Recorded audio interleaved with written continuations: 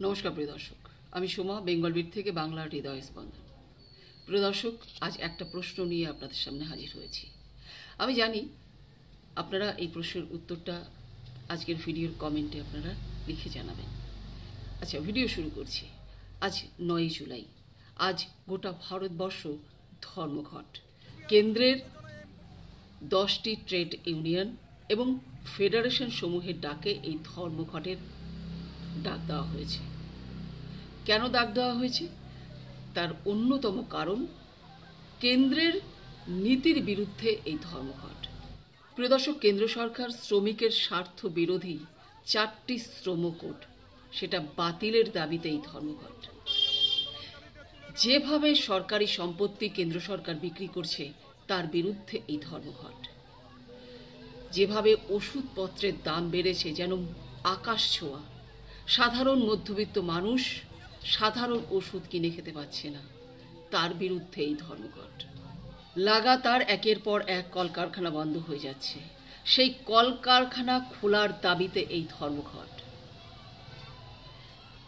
বেকারের কোনো কাজ নেই, কাজের দাবিতে এই ধর্মঘট। স্থায়ী কাজের দাবিতে এই ধর্মঘট। এইরকম আরো 17 দফা দাবি নিয়ে এই ধর্মঘটের ডাক দেওয়া হয়েছে।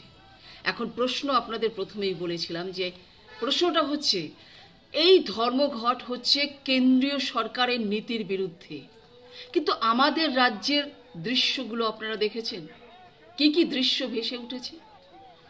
ধর্মঘট যারা সফল করতে চাইছে তাদেরকে এই রাজ্য সরকারের পুলিশ ধরে ধরে প্রিজন ভ্যানে তুলছে, লাগাতার লাঠি চার্জ করছে, চ্যাংদোলা করে তাদেরকে প্রিজন ভ্যানে তুলছে। কেন? এই ধর্মঘট তো রাজ্য সরকারের বিরুদ্ধে নয়। তাহলে রাজ্য সরকারের পুলিশ, এই রাজ্য সরকারের যারা শাসক দলের কর্মী, তারা কেন বাধা দিচ্ছে এই ধর্মঘটে? তাদের কোথায় কি যায় আসে? প্রশ্ন যাচ্ছে না আপনাদের? আজকে রাজ্য সরকারের পুলিশ যে ভূমিকা পালন করছে এটা অত্যন্ত ন্যাক্কারজনক। এতেই বোঝা যায়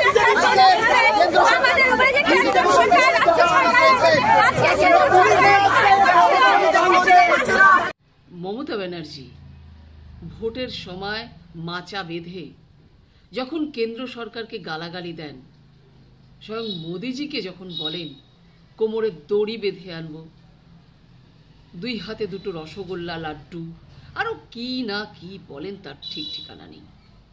অর্থাৎ আমাদের সামনে তিনি মোদিজিকে যা নয় তাই বলে গালাগালি দেবেন। আর ধর্মঘট যখন করা হবে তখন দৃশ্যটা দেখা যাবে অন্যরকম।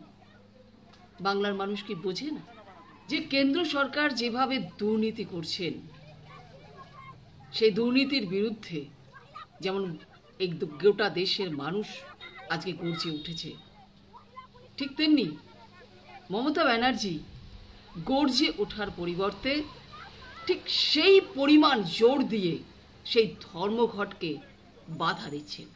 অর্থাৎ ধর্মঘট করতে দেবেন না। তার মানেটা কি দাঁড়ালো? মমতা ব্যানার্জি মোদিজিকে সাপোর্ট করছেন। কেন? তার মানে কি মোদিজি, অমিত শাহ, তাদের কি হাতের আশীর্বাদ রয়েছে তার মাথার উপরে? আসলে তিনিও তো রাজ্যে দুর্নীতির পাহাড় করে রেখেছেন, আপনারা দেখেছেন।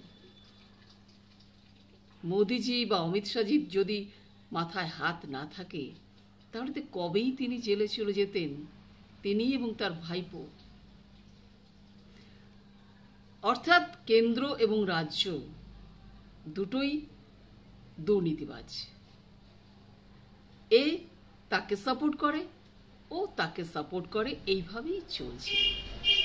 আসলে বাংলার মানুষ এমনি এমনি বলে না। তৃণমূল এবং বিজেপি দুটো মিলিয়েই হচ্ছে বিজেমূল। তিনি কোনো দিন মোদির বিরুদ্ধে ছিলেন না, মোদির বিরুদ্ধে নেই। সেই কারণেই তিনি ধর্মঘটে বাধা দিচ্ছেন। এবং এই রকম বাংলায়, পশ্চিম বাংলায় এই রকম ভয়ঙ্কর ভয়ঙ্কর সব দৃশ্য আমরা দেখতে পাচ্ছি। আসলে মমতা ব্যানার্জির কিছুতেই এই ধর্মঘটকে সফল হতে দেবেন না। ধর্মঘট সফল হওয়া মানে ন্যায়ের পথে থাকা, দুর্নীতিবাজ যারা রয়েছেন তাদের বিরুদ্ধে যাওয়া। মমতা ব্যানার্জি সেই কাজ কখনো করবেন না, কারণ তিনি একরকম এই রাজ্যে এসেছিলেন দুর্নীতির ওপর পা রেখে, এবং তার বিদায়ও হবে এই দুর্নীতিকে বাংলার মানুষ শেষ করবে যেদিন, সেদিন তার বিদায় হবে। আগামী 26-এ নতুন সূর্যোদয় হবে, এই বাংলার মানুষ সেটাই অপেক্ষা করছে।